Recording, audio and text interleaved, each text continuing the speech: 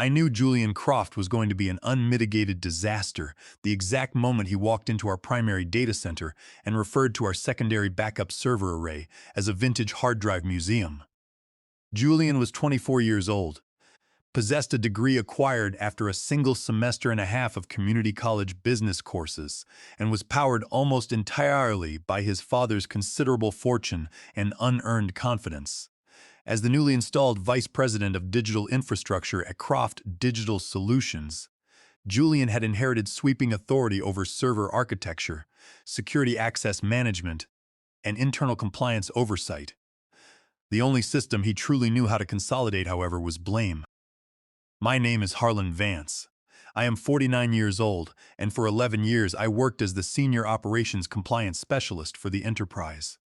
Depending on which department head was currently panicking over an upcoming federal audit, people called me the firewall whisperer or the regulatory safety net. I had no shiny trophies on my desk or framed certificates hanging on my office wall. My job was straightforward: keep the organization compliant with federal statutes, ensure our data retention logs remained immutable, and prevent the executive board from walking into federal court in handcuffs. Throughout my decade of service, I had watched our company evolve from a scrappy technology firm into a major corporate entity managing sensitive enterprise data. But as the organization expanded, internal corporate rot slowly took root. Executive management began cutting operational corners, treating regulatory compliance as a cumbersome afterthought rather than a mandatory legal foundation. Discrepancies began surfacing in internal audit reports, and critical compliance filings mysteriously vanished before reaching legal counsel. When Julian assumed control of digital infrastructure, he arrived like a substitute teacher on an aggressive power trip. On his very first day, he strutted through the technical department declaring that the company was weighed down by redundant legacy systems. In his mind, redundancy meant inefficiency. To me, redundancy was the only barrier separating our operations from total catastrophic collapse. What Julian failed to grasp was that under federal mandates like 18 U.S.C. Section 1519, the intentional destruction, alteration, or falsification of records in federal investigations carries severe felony penalties. But Julian did not read federal statutes. He read tech blogs and believed that real corporate leadership meant stripping away safety protocols to make dashboards look sleek. Within his first month, Julian began issuing unauthorized access sweeps. He systematically deleted what he called duplicate logs, shutting down legacy servers that recorded real-time incident histories and third-party vendor entries. When accounting inquired why an external vendor was logging into our database at 2:14 in the morning, Julian simply wiped 3 consecutive months of access logs to resolve the discrepancy. He merged conflicting quarterly reports, approved system updates without proper version control, and ignored basic security frameworks. Handing full administrative privileges to Julian was like handing house keys to a wild raccoon. I did not scream in staff meetings, nor did I file dramatic grievances with human resources. I had been in corporate compliance long enough to recognize the pattern. Years earlier, I watched a brilliant lead auditor raise her hand during a quarterly meeting to report unfiled compliance discrepancies. By lunchtime, her access badge had been deactivated, her workstation wiped, and her position restructured out of existence. Corporate leadership did not reward the person who identified the fire. They eliminated the person who pointed out the smoke. So, I adopted a different strategy. I maintained my quiet routine, nodded respectfully when Julian rambled about agile innovation, and quietly built a fortress of evidence. Using custom scripts that piggybacked off our automated nightly maintenance, I generated immutable, hash-verified snapshots of every unedited log, every deleted file tree, and every conflicting spreadsheet version. Each archive was time-stamped, encrypted with 26-character keys, and transmitted to an isolated off-site server array completely separate from the corporate network. My primary objective was not corporate sabotage or whistleblowing. It was survival. If federal inspectors from the Securities and Exchange Commission or the Department of Justice ever audited our filings, I knew my signature rested on years of compliance verifications. I needed indisputable proof, that the data gaps were not the result of my negligence, but rather the consequence of unauthorized executive tampering. By the end of the second quarter under Julian's management, the internal decay accelerated dramatically. While reviewing audit trails for our quarterly vendor reconciliation, I discovered a series of deliberate log deletions. These were not automated system glitches. Specific clusters of activity had been surgically extracted from the primary database, all correlating with third-party software vendors tied to foreign accounts. According to Julian's shiny new public dashboard, no one had touched the vendor gateway in months. According to my encrypted off-site backups, someone using Julian's high-level administrative credentials had logged into the system 4 nights in a row, executing massive batch exports of sensitive financial records. I casually approached a senior attorney in our legal department and posed a hypothetical question regarding the legal ramifications of deleting vendor access logs during an active financial quarter. She stared at me in disbelief and remarked that such actions constituted a direct breach of fiduciary duty and clear fraud under federal guidelines. That afternoon, I intensified my preservation protocol. I printed physical hard copies of every altered log, stamped them with cryptographic hashes, and locked them inside a secure off-site vault. I created a dedicated master directory within my encrypted drive and assigned it a simple internal label: Doctrine.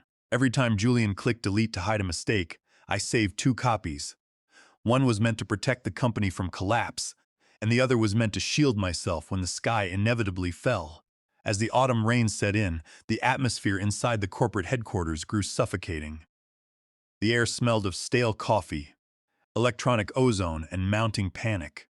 Every morning brought fresh evidence of digital decay.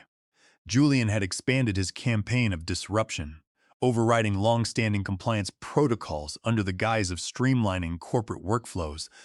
He revoked departmental security permissions for experienced analysts while granting blanket administrative access to external contractors whose credentials had never undergone basic vetting.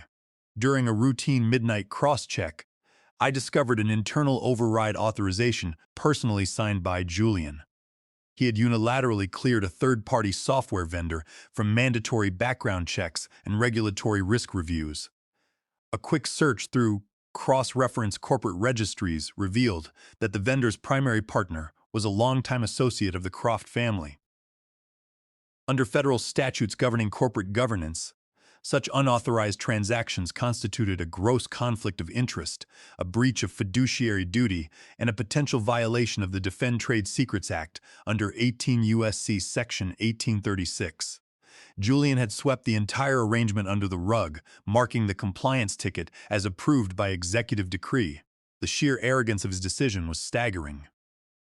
In Julian's mind, rules were obstacles designed to restrict lesser employees, whereas executive status granted him total immunity from regulatory oversight. He failed to comprehend that federal enforcement agencies do not care about internal corporate hierarchies. They care about compliance logs, digital signatures, and paper trails. Rather than confronting Julian directly, I quietly added the contract, the digital signature logs, and the original unedited risk assessment to my secure archive. I moved the files into a restricted subfolder named Ignition. My process was disciplined and methodical. Every document pulled from the network was processed through an automated hashing algorithm to generate a cryptographic checksum. This process ensured that if the files were ever introduced in court, no defense attorney could claim the evidence had been altered or fabricated after the fact. The raw mathematical hashes would prove absolute file integrity. To ensure redundant protection against corporate retaliation, I pulled an old personal laptop from my home safe. The device was an air-gapped machine with no active wireless connections, completely isolated from the corporate intranet. I copied the encrypted snapshots onto the local solid-state drive, backed them up to a physical high-capacity external storage unit, and established an automated deadman switch. If I failed to log into a secure personal server every 72 hours, the system would automatically transmit the master decryption key to 3 predetermined recipients. General Counsel Donald Radford, an external regulatory investigator, and my personal legal representative. I was no longer merely maintaining compliance records. I was preparing for an inevitable corporate execution. I knew that when Julian's makeshift infrastructure collapsed under regulatory scrutiny, executive leadership would look for a scapegoat. As the senior compliance specialist whose signature appeared on past filings, I was the most obvious target. The initial tremor of the impending earthquake arrived on a chilly Tuesday morning. At 8:15, a junior system administrator named Nolan Frost sent me a private message over our internal chat client. Nolan was a capable engineer who typically avoided corporate politics, but his message carried a note of quiet anxiety. He noted that my user account had triggered an automated alert during the previous night's network audit due to an unusual bandwidth spike. He asked if I was performing routine data migration or system cleanup. I replied calmly, explaining that I was simply running authorized routine compliance maintenance and system log backups. Nolan sent a brief confirmation emoji and closed the ticket, but I recognized the warning sign. Nolan would never inspect bandwidth logs on his own initiative. Someone higher up the chain of command had ordered a targeted sweep of my network activity. Julian was beginning to notice the digital trail, even if he lacked the technical competence to comprehend what the data represented. To a reckless executive like Julian, large encrypted file transfers did not look like prudent regulatory risk management. They looked like corporate theft and industrial espionage. My suspicion was confirmed less than 20 minutes later when Julian cornered me near the break room. I was standing beside the coffee machine when Julian approached, his posture rigid and his expression contorted with triumphant arrogance. He stepped into my personal space and claimed he knew exactly what I was doing. He asserted that I had been downloading proprietary corporate files to a personal drive in direct violation of executive policy. I kept my voice measured and composed, reminding him that corporate compliance protocols explicitly required local encrypted archiving for all regulatory audit trails. Julian snorted with contempt, declaring that protocol would not protect me from executive authority. He leaned closer and whispered that when the hammer dropped, it would land entirely on my shoulders. I did not flinch, argue, or attempt to defend my actions. I looked him dead in the eye and suggested that, if he felt so certain of his position, he should file the official paperwork immediately. Julian blinked, visibly caught off guard by my lack of panic. I turned away, walked back to my workstation, and initiated the final synchronization script. The green confirmation indicator illuminated on my screen, signaling 100% verification. Every deleted entry, every forged override, every suppressed incident report, and every unauthorized vendor access log signed by Julian was now double-backed, hash-verified, and securely locked within my encrypted vault. I disconnected the external drive, tucked it into my briefcase, and waited for the inevitable summons. The formal meeting notification arrived at precisely 3 o'clock that afternoon. The subject line read Routine Operations and Compliance Review, sent by Human Resources Director Clarissa Bennett and carbon-copied to executive management. The calendar invite practically radiated corporate hostility. Clarissa was an HR veteran who specialized in executing quiet executive terminations under the guise of organizational restructuring. When Clarissa called a meeting on short notice, it meant someone's career was about to be terminated. I walked into conference room C, carrying only a yellow notepad and a water bottle. The room had been transformed into a makeshift courtroom. Department heads sat along the perimeter in folding chairs. Clarissa stood beside the whiteboard with a thick binder, and Julian occupied the center of the main conference table, posturing like a victorious prosecutor. CEO Montgomery Croft sat at the head of the table, his expression stern and unreadable. Before the door had even clicked shut, Julian pushed his chair back and pointed a finger across the table. He loudly announced that I had been caught red-handed downloading sensitive company files to an unauthorized personal drive, declaring that my actions constituted outright corporate theft. The room fell into absolute silence. No one moved, breathed, or spoke. The assembled managers sat frozen, realizing they had been invited to witness a public execution. I did not flinch, raise my voice, or offer an emotional defense. I quietly set my notepad on the table and waited for Julian to exhaust his rehearsed tirade. Julian puffed out his chest and continued, claiming that network bandwidth audits proved I had extracted proprietary database archives without executive authorization. Clarissa nodded in rigid agreement, holding up a printed summary of network traffic logs that conveniently excluded all technical context regarding file content, encryption hashes, or regulatory backup mandates. Clarissa formally stated that effective immediately, my employment with Croft Digital Solutions was terminated for cause due to gross misconduct and unauthorized data extraction. They were not interested in facts or compliance frameworks. Julian required a public scapegoat to divert attention from his own infrastructure failures before senior executive auditors discovered the massive integrity gaps in his operations. I was the ideal target, senior, quiet, and politically unaligned. I watched the faces of my colleagues sitting around the room. These were managers and team leads with whom I had worked for over a decade, individuals I had assisted during stressful audit periods. Yet not a single person spoke up in my defense. In the face of executive power, corporate loyalty vanished instantly. Everyone was far too terrified of risking their own paychecks to question Julian's fabricated narrative. Instead of pleading for my job, I reached into my briefcase and retrieved my company-issued laptop. I powered the device down, disconnected the charging cable with deliberate precision, and set it squarely in the middle of the table. Next, I unclipped my corporate access badge, still warm from my pocket, and slid it across the wood veneer. Finally, I placed my company mobile phone beside the badge, creating a small, neat pile of corporate hardware. Clarissa cleared her throat and asked if I was prepared to sign the formal acknowledgement of termination for cause. I looked directly at CEO Montgomery Croft and stated that every single file, download log, and version history was preserved on that hard drive. I added that General Counsel Donald Radford would want his legal team to inspect the drive contents immediately before any further corporate statements were issued. The words hung in the room like ice water. Julian scoffed loudly, asserting that legal counsel had already approved my termination. I offered a faint, composed smile and replied that legal had not yet seen the actual records. Clarissa's eyes flickered with a sudden flash of doubt, sensing that something had gone terribly wrong with their script. Without another word, I picked up my water bottle and walked out of the conference room. I walked through the lobby with steady, unhurried steps. The security guard at the front desk offered a look of quiet sympathy, but I simply nodded and exited into the cool afternoon air.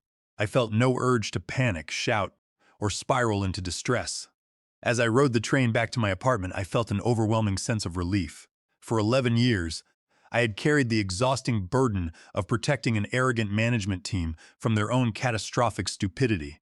That responsibility had finally ended. Upon arriving at my apartment, I dropped my briefcase by the door, fed my cat, and sat down at my personal workstation. The laptop I had surrendered to executive management represented only the tip of the iceberg.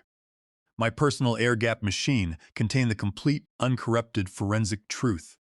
I authenticated my encrypted drive, verified the cryptographic checksums, and opened my personal email client.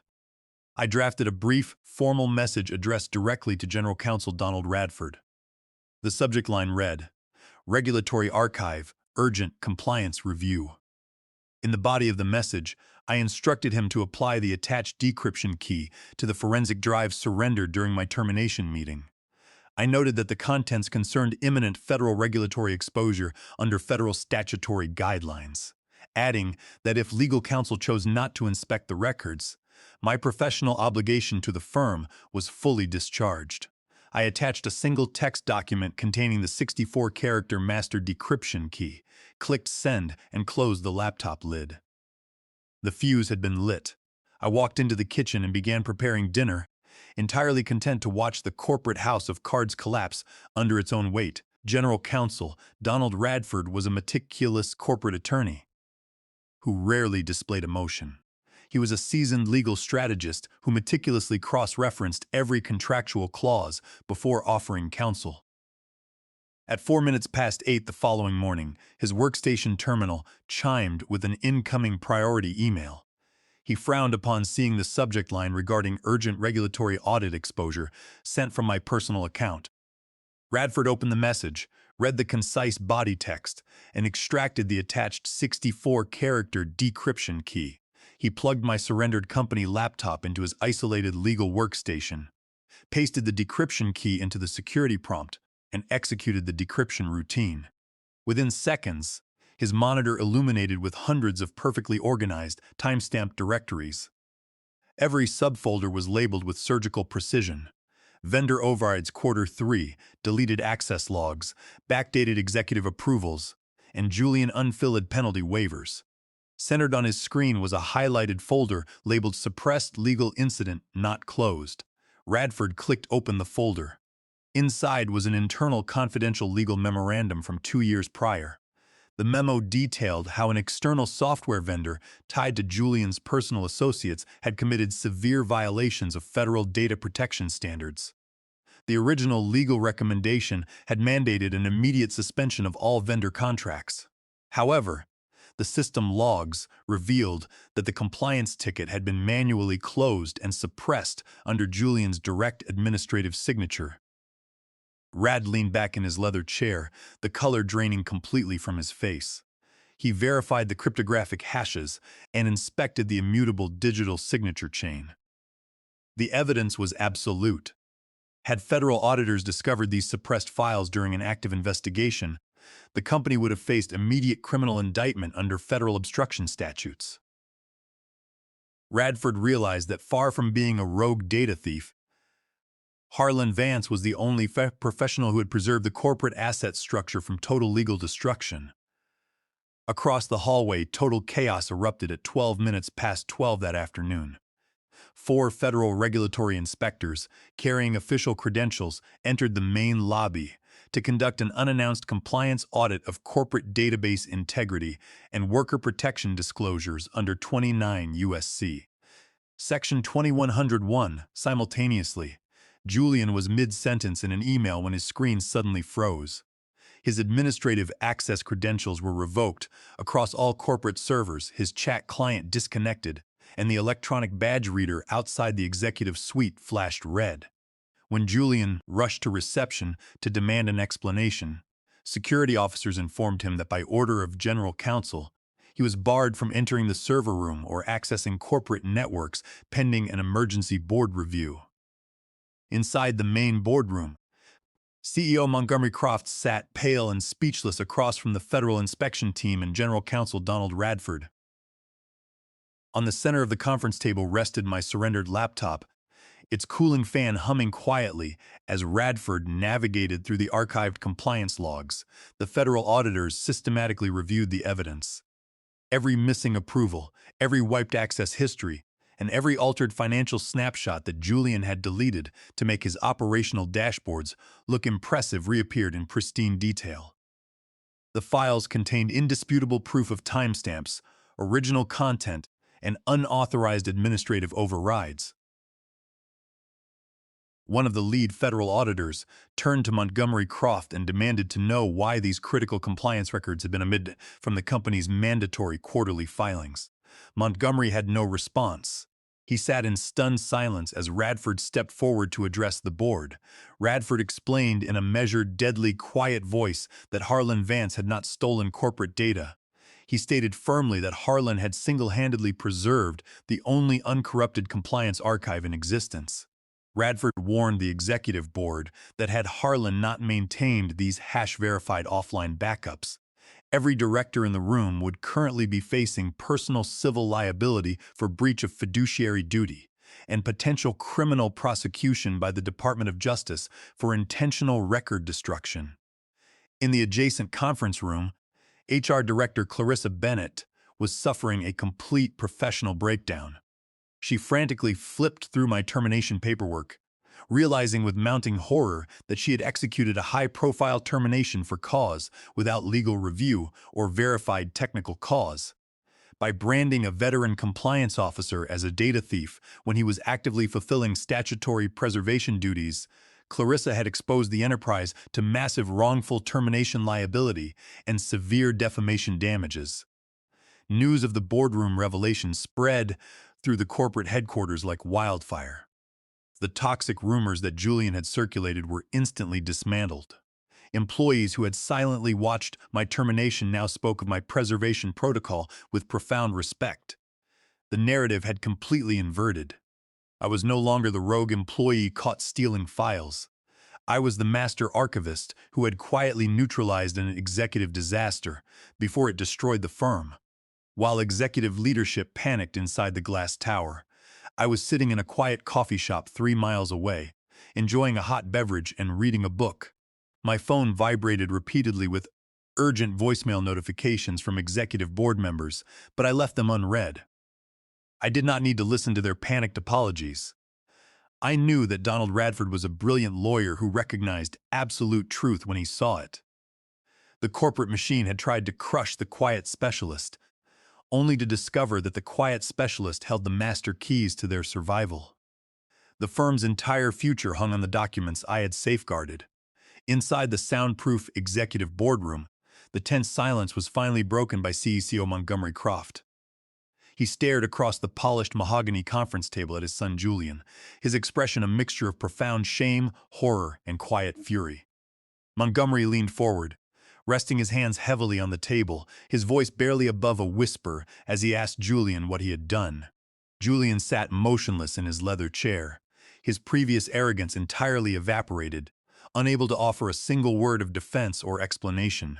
General Counsel Donald Radford stepped forward to address the executive committee, framing the situation in stark legal terms. He informed the board that the improper termination executed against me was legally void ab initio due to gross procedural violations, failure of cause, and illegal retaliation against statutory record preservation under federal whistleblower protections. Radford explicitly advised the board that continuing to assert false data theft claims against me would result in immediate judicial sanctions, public scandal, severe statutory fines, and devastating civil liability.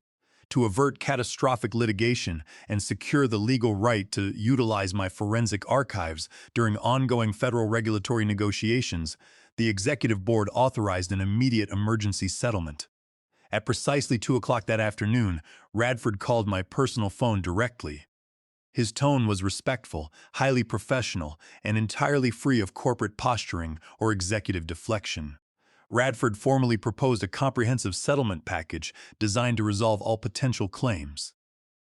Croft Digital Solutions offered a 7-figure tax-advantaged monetary payout, total retroactive conversion of my termination to a formal executive resignation in good standing, full expungement of all disciplinary memos from my permanent employment record, and a binding corporate letter acknowledging my exemplary service and chain of custody integrity. I listened quietly to the proposal on my balcony before stating my non-negotiable terms. I insisted that the settlement agreement include an explicit, enforceable, non-disparagement clause barring Julian Croft, HR Director Clarissa Bennett, or any corporate representative from making future public or private statements regarding my tenure. Furthermore, I demanded that the monetary settlement funds be wired directly to my designated trust account within 48 hours. Radford agreed to every single condition without hesitation, noting that the finalized legal papers would be delivered to my legal representative before nightfall. The settlement process was executed with smooth efficiency.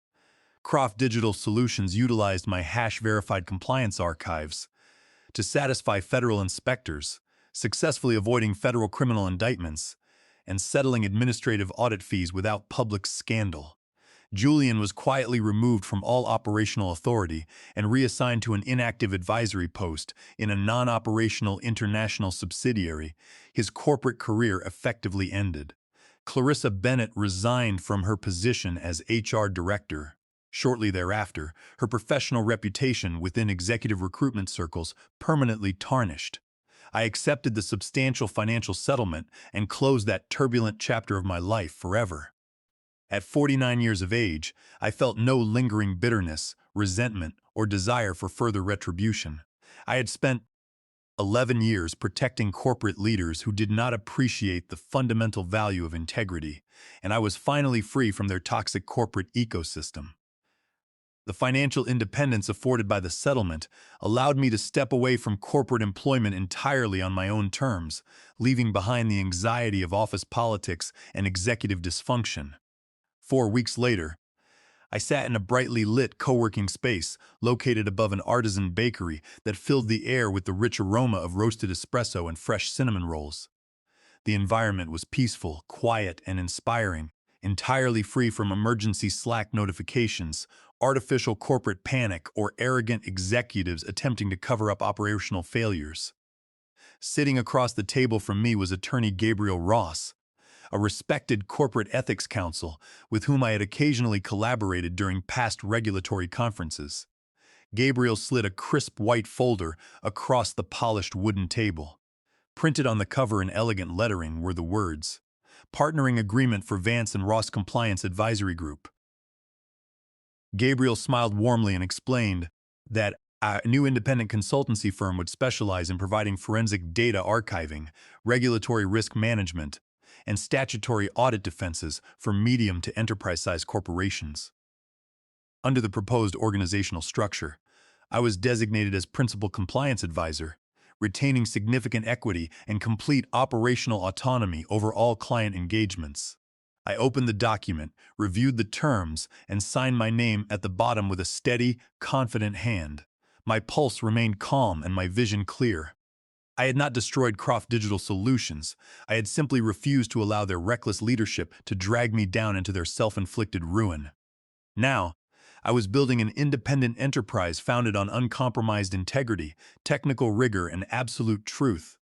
A firm that no arrogant executive could ever dismantle. For anyone currently navigating the treacherous waters of corporate office politics, when toxic leadership tempts to rewrite reality and push you into the fire, remain calm, document every detail, and preserve your receipts. The truth always outlasts the lie.